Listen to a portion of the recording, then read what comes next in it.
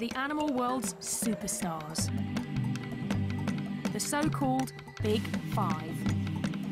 But I don't see why they should get all the attention. So I'm here to seek out the ugly, the weird, and the overlooked. My very own Odd Five. They're animals so bizarre that their strange looks and habits are getting them into trouble. Yet their freaky stories are rarely heard. Maybe that's because they've got some rather challenging personal habits.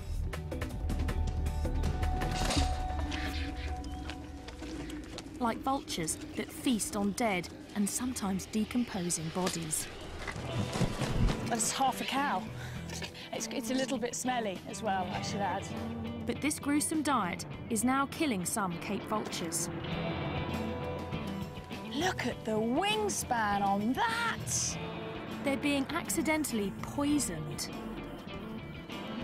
This couple takes in the victims and nurses them back to health. Here we go. Dinner time. Don't be alarmed if a whole bunch of vultures do come up to you. Okay. So they do bite. If the birds are going to grab you, the first thing they're going to do is your eyes. So I have to wear sunglasses and a cap to protect my eyes from being pecked out. But other than that, apparently they're very friendly. Carry on walking.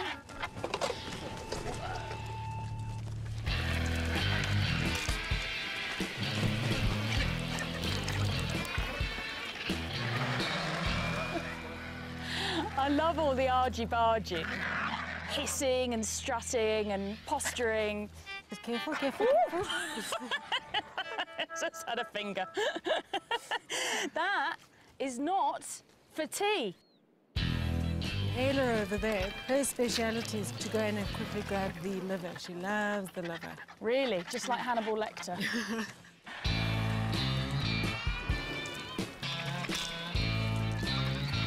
It's pretty obvious now why they have a bald head. It's to keep them clean when they're eating. Exactly. Yeah. They're actually very clean. They are. Every time they eat, they go and bath afterwards. They're a bunch of neat freaks, and they make life safer for everyone else. There could be anthrax, botulism, all sorts of nasties in that carcass. They don't get sick because they've got such an acidic stomach that their poo is a disinfectant. Theoretically, you could eat after a vulture's pooped on your hand. I'm not quite sure I'll do it. You've got to practice what you preach. You can't go around telling everybody they can use vulture poo as disinfectant and not have tried it yourself. That's a theory. The bird's stomach acid counteracts natural poisons, but not man-made ones. And that's the problem for many of these birds. A lot of farmers lace carcasses with poison in the hope of getting rid of problem animals like jackals or caracals or cheetahs. And vultures are the ones that end up locating the carcass. Now, after 8 months of rehab, 2 lucky birds are ready to return to the wild. We're going to go and try and catch a vulture. We're after that bird right in the middle, on the top. Yeah. Now we'll have a good idea how he flies. Here he Check goes. He's flying. He's flying, looks okay. So I'll walk towards this way. Lucy, if maybe you walk close to the perch. Okay.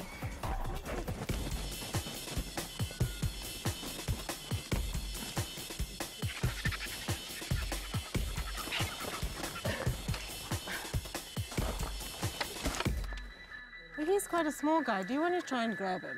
All right. From that way. That's okay. it, yeah. And the most important part is not to let go of the head. That's the number one. Number one, don't let go of the head. They're very wriggly, so just... Very wriggly. Okay, I've got hold of it. Wow, it is wriggly, isn't it? Hold Whoa, higher. it's so wriggly. Yeah. Okay, hold higher. You're going to hold it up against your chest. I'm going to clasp him. like that. And My keep hands his are quite head- small. Keep his so- head away from your face at Okay, all times. Get too close. Okay, now you're going to hug him. So I'm going to pass him to you. You're going to kind of hug him. Okay. Okay, you okay there? Yeah, just. Whoa, he's strong. Okay. Have vulture will travel. turn into the narrow tar road. You follow that all the way up. We take our birds to a spot where they can join other Cape vultures in one of the last surviving colonies. These birds only live in southern Africa.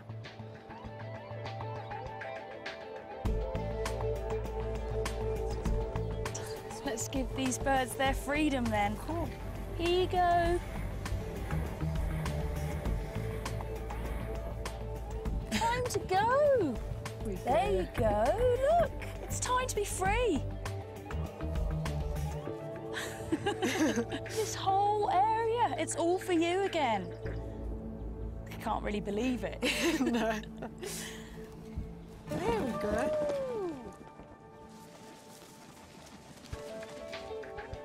Straight off and heading for home.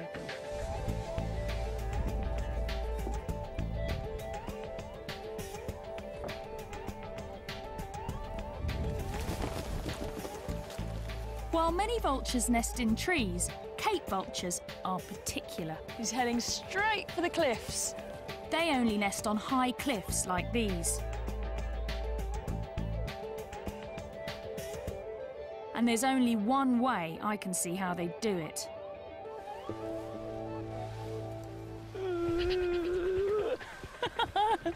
I'm a little bit nervous. I didn't feel nervous until I saw the wall of cliffs. I thought, oh yeah, right, I'll be jumping off that then, won't I? Just about to jump off a cliff. What you get me into? That's Phil, my intrepid producer. Whoopah! Whoa! Oh my word! Oh my God!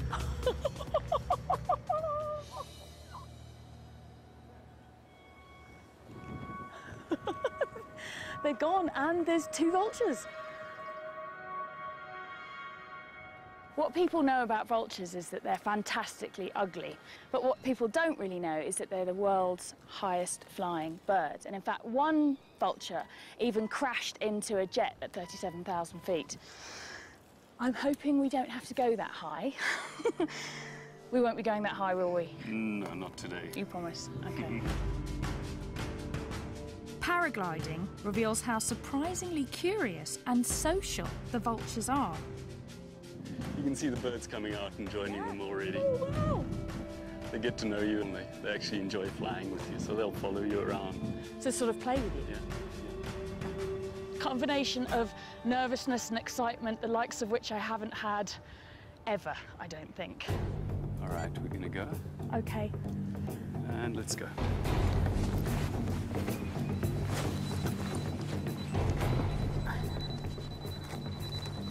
All right, and rotate.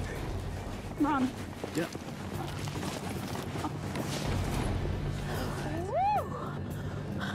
All right, well, how does that feel?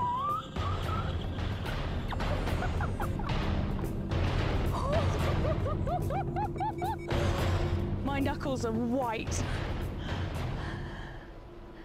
It's incredible, though. And there are the vultures. Oh, my word. Wow, they are all around us.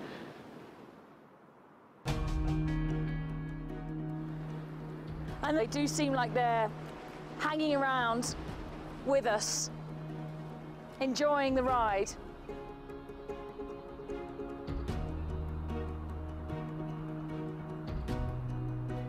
This is how you should see them to appreciate their beauty.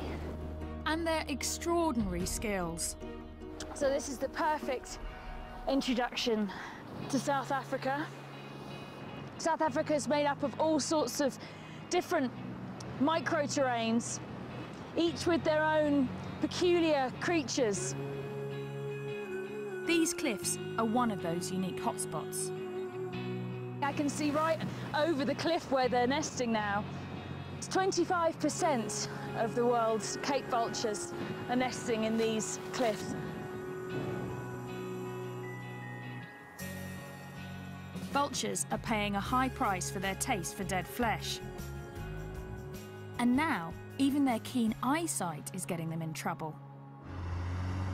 A threat I want to know more about. There's a big Muti market here. Muti is traditional medicine. And apparently, vultures are a popular ingredient. There's everything here, actually. There's a lot of herbs and plants, and then just a lot of unidentifiable bits of animal. Oh, this was a big snake. Python. It's a python.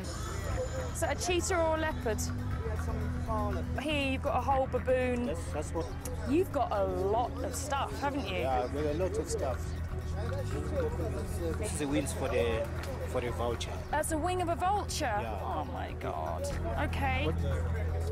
What's your best stuff? What's your biggest seller? Vulture brains. People want vulture brains. That's the big seller, is it? Yeah. How to use And- this one? You can make powder. Yeah. And then you can put here.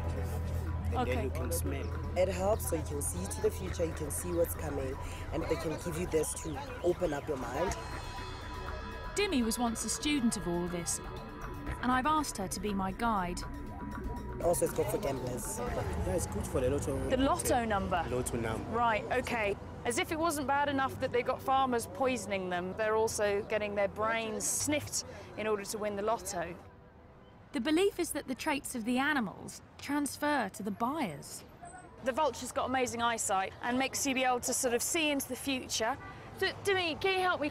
Does he understand that the vultures are endangered and that there's not many vultures left? Okay, ufungwazi ukuthi mhlambe ngevulture wangifana noma usala ngembuzi nge-A1. Yeah, I know. Yeah, it's true. But it's a business. Yeah. It worries him, but it's a business. It's part of a tradition begun centuries ago, before other threats put these animals in so much danger. There are clearly an awful lot of endangered species here. This is a scale of a pangolin. I love pangolins. Pangolin scale. A pangolin scale is said to protect you from evil, wrapping you in armour like the animal itself. In 2011, at least 8,000 of these bizarre mammals were seized from black marketeers. Some of them want their scales, while others are after their meat. In China, it's considered an exotic delicacy. They may be the weirdest of the Freaky Five, and I'm not leaving Africa until I've seen one.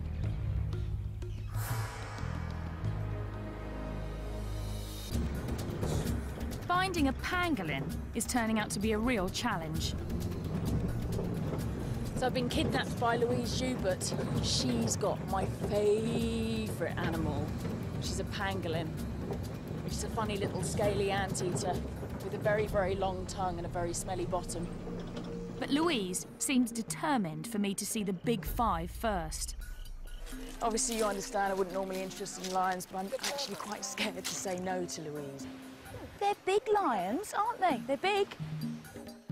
It's very easy to put your claws through there. Louise rescues and rehabilitates animals and then sets them free.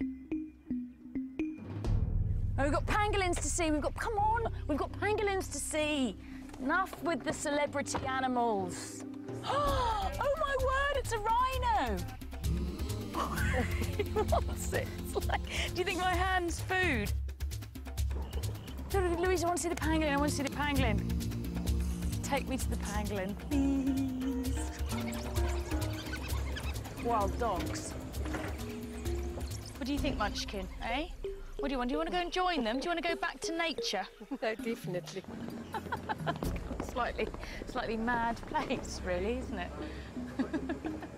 Louise has an amazing success rate. She's saved 4,500 creatures since 1993. Slightly nervous as to what's going to be inside.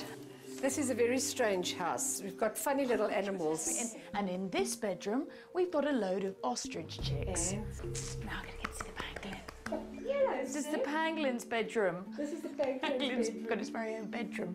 This is the pangolin's teddy bear. And he's been pooping, so we need to just clean that. Here we go. Sid, you stink. I could camp out in the African bush for months and never see a pangolin. Oh, look, he's making into a little ball. They're very shy and secretive. Sid! It's so fantastic to meet you. I've heard so much about you and I have been desperate to meet you. Oh, he's so strange. His funny little ears. They've got very poor eyesight apparently, but they've got a very keen sense of smell. And he's like a little pine cone, aren't you, Sid? Sid and his mother were seized from poachers. The mother showed signs of stress and Louise released her. Now she is Sid's mum and has to make sure he learns to survive in the wild. We're on our way to go and find some termite mounds because Sid needs to learn to eat termites. He's an anteater, termite eater. You reckon this is a good one? Pangolins are super specialised for eating termites, with sticky tongues as long as their bodies, and claws that can dig through concrete. Those termite mounds are really hard, so you can see why he needs to have these really big digging claws. We might have termites in there. Yes. Oh. Am I doing this right? Yes, there's the first termites coming out. There's one there. Oh, come on, yeah. I know you don't want to be eating his breakfast. Okay, let's try the termite, Sid.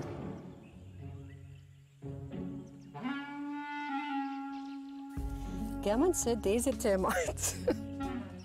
The termite, Sid, is there, right in front of your nose. No, okay. It's there. There it is. Look. Look there. Look. Look, termite. That way. It's possibly still too small. We don't even know which particular type of termites he likes, or ants, or whatever, but we'll find out. Yeah. Soon, Sid should be able to sniff out termites from hundreds of metres away, and hopefully other pangolins.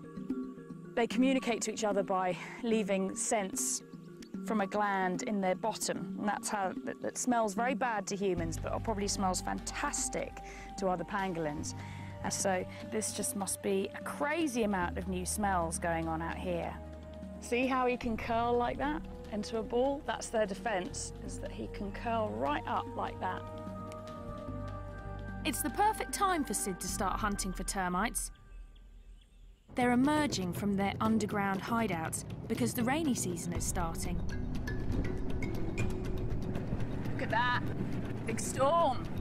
But I'm afraid the weather will send the next of the Freaky Five running for cover. That's that pre-storm wind, here it comes. It's been so hot all day, and now this wind started up, and that always means, yeah, I can start to feel it now. It's suddenly the temperature has just dropped.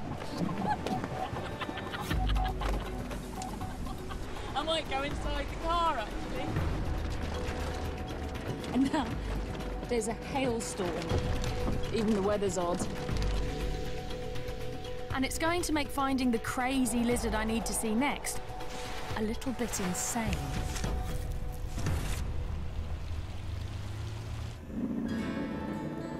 Let's go find some sun gazers.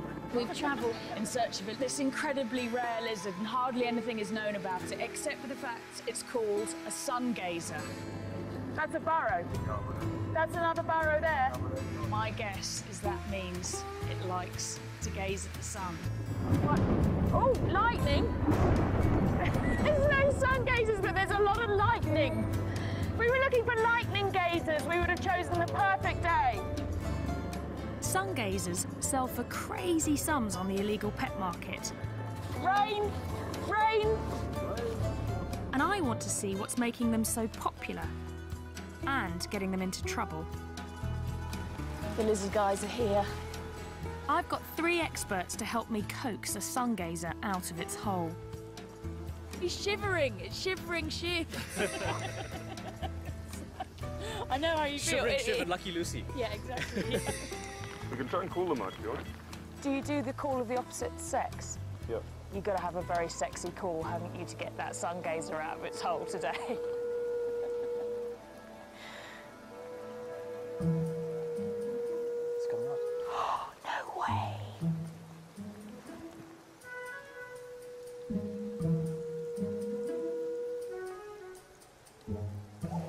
messing with you. Oh, I was all excited. I did think it was weird. I was thinking to myself, they really make that noise? I'm thinking, well, I don't know, I'm in South Africa, I've never been here before. It's like anything could happen, but... Luckily, the lizard men have some they're studying that they want to release. In this bag, the Holy Grail, the famous sun-gazer lizard. Wow, he's cool. Look, he's so thorny. She. Look at her. These sharp spikes help make the sungazer a hit in the pet trade. They're there for protection. These spines, these are the occipital spines, and these are what they stick into the roof of their burrows, so they can't be dislodged. I see, so their defense is to sit in the burrow with the head down, the tail sticking out, and then if a meerkat or something comes along and tries to yank one out, these spines around the head yank on, and then they can't pull them out. The burrow's also for defence. And we want to return this girl to hers. There it is. This one's a really nice hole. I would like to live in there. Would you? No, look at it. I mean, it's got a nice runway. It's well furnished. Not too long grass. What, 2 bathrooms? These guys want to learn as much as they can because no one knows how many are left in the wild. This lizard is only found in this tiny area, isn't it? They're found only in the South African highlands. They're very rare. They look incredibly fierce, but they're really very passive and easy to handle. It's a recipe that some exotic pet owners can't resist. Look at these spines and look at these spikes. They're like living dragons, really. There's nothing else that looks like this. Apart from you this morning when you turned up with your hair, actually. You looked quite like you'd styled yourself like a sun gazer. You know, you say owners start looking like their pets. Then you start looking like your study animal. Yeah. OK, well, listen, madam, you're going to go off and you're going to find yourself a boyfriend and make lots of little baby lizards. Go! On your marks. Get set. Go! Go on, girl. Go on. Yeah. You like lizards quite a lot though, don't you, Shiv? Very much. Yeah, because I've seen your earring. It's a bit of a giveaway. Yeah. When you get into a project like this, you want to be the saviour, kind of. I think you'll be the saviour of the lizards. Well, I hope so.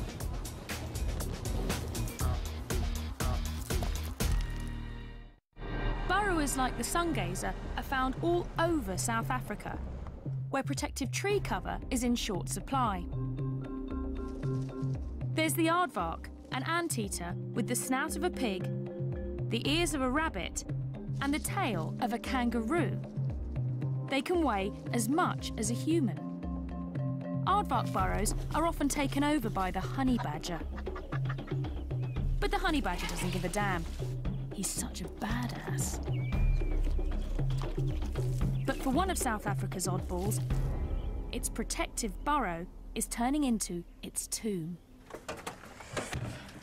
You won't believe what I'm going to do. I'm going to go and rehouse a spider. We need that. You need a big knife. We need a big knife. This is Donald. Donald Stridon. And Donald's the patron saint of this spider. We're going to do some aggressive research. Aggressive research? We're going to need the relevant equipment here. Donald served in the South African Army and is ruthlessly efficient. Don't want to leave anything behind. You don't want to leave anything behind, no. We're stuck in the bush somewhere. The spider we're after is known as a tarantula in most of the world. Here, it's called a baboon spider. We have water containers, yes, check. Let's take some weather monitoring equipment. Do you need gloves? We need to get camera, GPS. We don't need gloves. Okay. Spider safari. Yeah. So these spiders, they only really live in this area around here. About 150-kilometer radius from where we are now, and that's it. The only place in the world that you find this spider. That's the problem. Throughout southern Africa, tiny areas are home to unique animals found there and nowhere else in the world. Like the sungazer, the Cape vulture, and the golden brown baboon spider. Unfortunately, The spider likes a kind of soil also popular with home builders, and it refuses to move, even when the bulldozers come. It's going to tuck down right under there, panic, and as soon as they cover it over, slow, terrible death. So we absolutely need to move it. So this is an emergency situation. Yeah, this is one. So that's where the spider is. Now, golden brown baboon spiders need very special attention. They're very finicky, and we have to be finicky too. So the technique of capturing the spider is not to make too much disturbance so that we don't spook the spider. The first step is to lure this very sensitive spider out of its hole. Now, Donald has thought this through and has developed a special method, haven't you? Which involves faking a rainstorm. Here comes our rainstorm. You've got to make thunder sounds, eh? That's it, perfect. Just carry on like that. Kay's coming out. She's coming. She's coming. There we go. You're doing such a good job. So there she is. South Africa's fussy freak emerges. Okay, so Donald's actually blocking its entrance with the knife so that it's now trapped in its porch, basically. It's probably about a 15-year-old spider. 15-year-old spider? Who knew? In 15 years, she hasn't really left that burrow. Wow, okay, so this is a big moment for this spider. Try and get this with my camera. You've got to be so gentle with them. The hair is covering the body. Every about 20th hair is a sensory hair, so they touch things and feel things with that. Here, there we go, beautiful. She's lovely. Wow.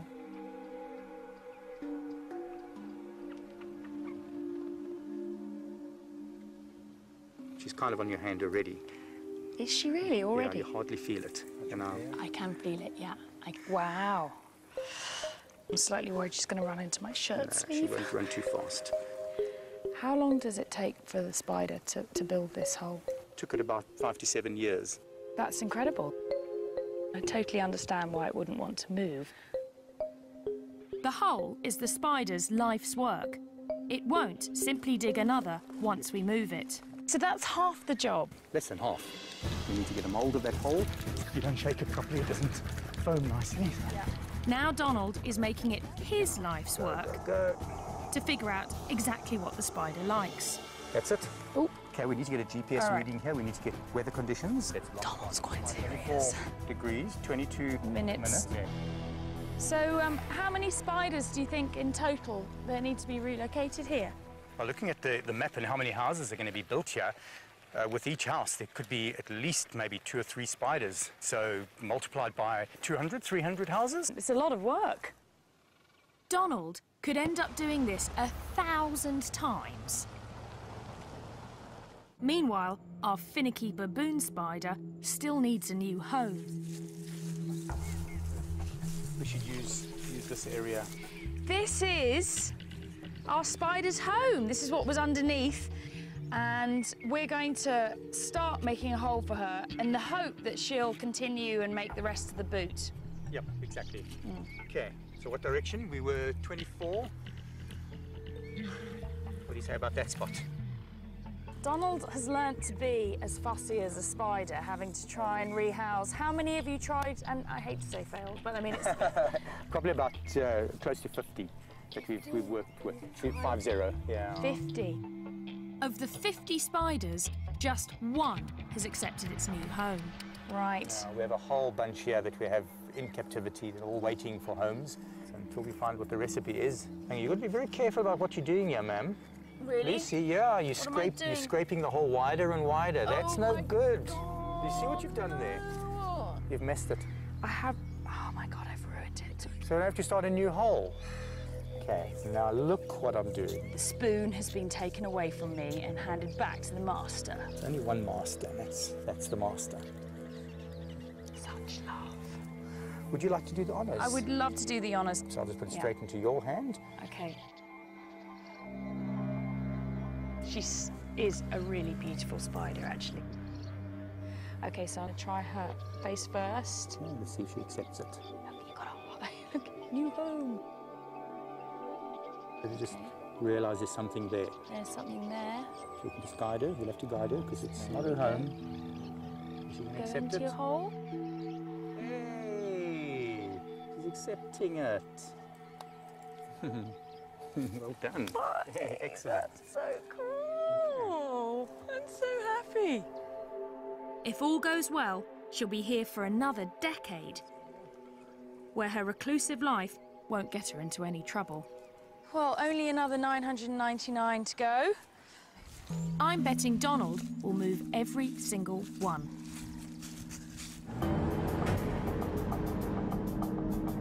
The spider would be helpless without Donald.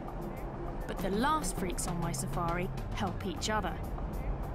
And they're paying a steep price for it. They're bold creatures, far stronger and more agile than humans, with fangs longer than a leopard's. But it's the Chacma baboon's brain power that gets him in trouble.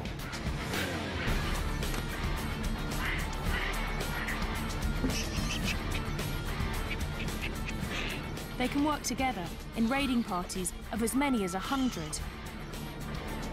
Not the kind of creature you want to come home to. Unless you're this guy. Yeah, that one looks like he's really quite pleased to see me. The penal display. Let's go inside. Go inside? Yeah. Okay, all right. Hello, guys. Matthew and I are becoming friends, aren't we, Matthew? Yeah? You like what you see? When baboons clash with humans, Bob rescues them. You are a naughty baboon. Yeah, you are a naughty baboon. Yeah. I've only just met Bob, but he seems to be half baboon himself. I've been crapped on. Oh, God. Once you're back home, you're going to miss the smell. Really? Do you know what, Bob? I struggle to believe that. So where did these babies come from? Matthew had been saved from a tribal medicinal trade. Others were orphaned when their mothers were shot. They've had a narrow escape, haven't they? Today, many of Bob's baboons are supposed to go back to the wild. But it's something he's never tried to do before. I'm going to help relocate almost 20 baboons. It's an event Bob has worked towards for decades, as he's learned to forge rescued animals into one cohesive troop. It's a massive day for Bob today.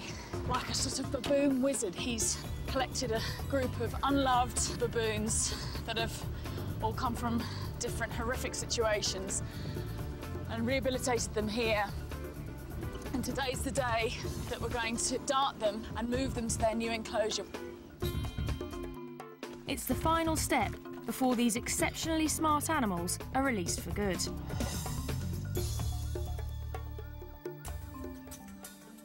Oh, here they are. Wow.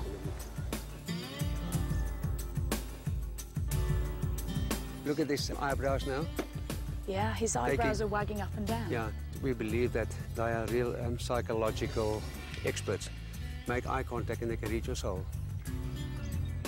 Scary prospect. Baboons are very social, but creating a troop from scratch is not easy.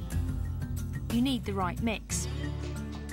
After years of trial and error, Bob's finally found it. Just recently, this group has come together to raise their newest member. There she is now there. You can see her there with a baby. I can see Daisy with a baby, yeah. When she came in, she was exactly the size of a baby. No, Yes. really? Yeah, now she's going to be... I want to cry. I was going to say, Bob. She's going to be released now with her own baby. Oh, that's amazing. It's going to be an intense day. Now we have to outsmart them. Easier said than done. Know that they're very intelligent. They will know quickly what we're up to. And you must be alert. They are potentially very dangerous animals. Okay. I feel quite nervous, actually, because these are big animals. We don't want things to go wrong. First, we lure the animals into a smaller enclosure to sedate them. It's going. Is he going to go in? Looks like a shoulder. He's gone in. One of the lead males that we really wanted to get into the cage early on, we've got him in the cage. Then we get Daisy and the baby. Come on, two more, just two more. Two more, okay. There you go. Got it? Yeah. Try. We've managed to get 8. We've got 8. Good.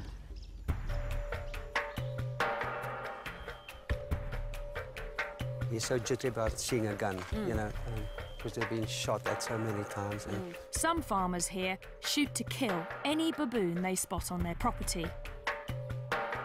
We want to capture the big male first, or he could make things more difficult.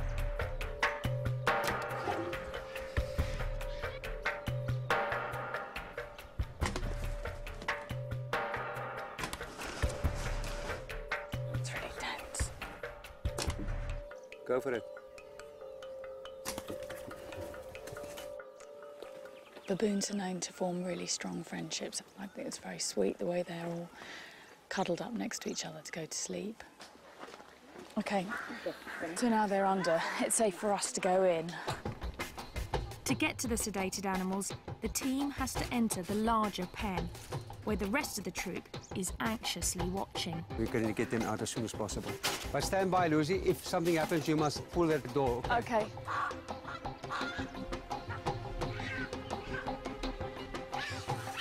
Hear that? The minute that the baby starts crying, they will... Oh, they can tell something's going on. Yeah, they're going crazy because it's the baby. Now with the baby making the sounds, then we must take them out immediately. I've got it, yeah, OK.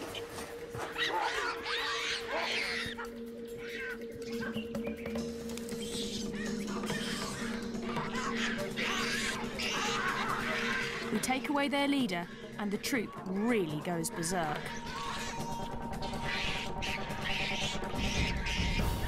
Once strangers, these baboons will now do anything to protect one another. And that includes taking us on.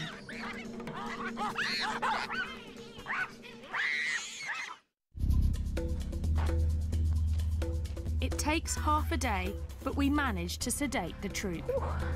OK, there you go, Bob. Let go. Yep, OK. He's left a message behind. Okay. Each gets a thorough medical checkup to make sure it's healthy enough to survive in the wild. It's a lot softer than you'd expect, given that they walk on their hands all day long. Baboons have evolved to forage on the ground because of southern Africa's lack of forest. Some think that's also why they have such huge canines, to fend off predators. Whoa, look at that. This is for the canine. If you feel the back part of it here. I will check. I can feel that. Behind that tooth is razor sharp.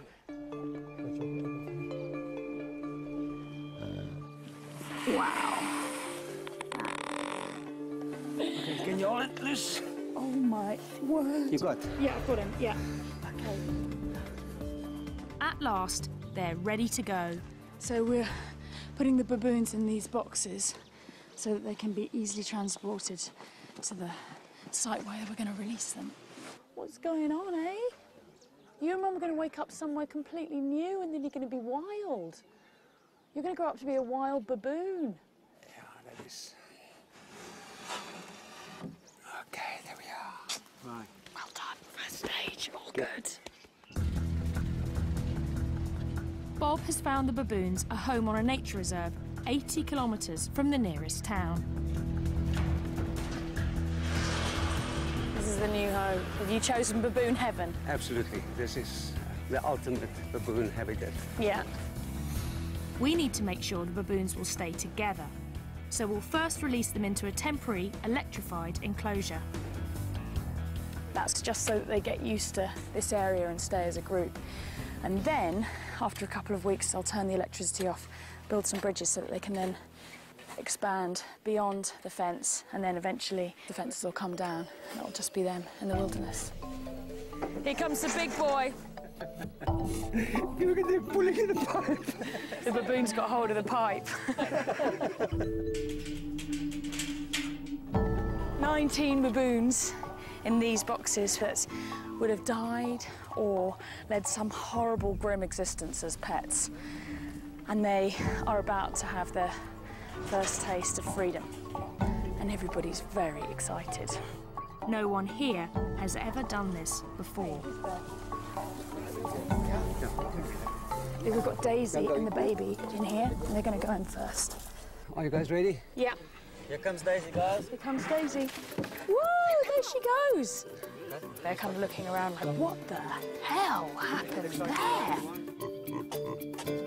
3, 2, 1.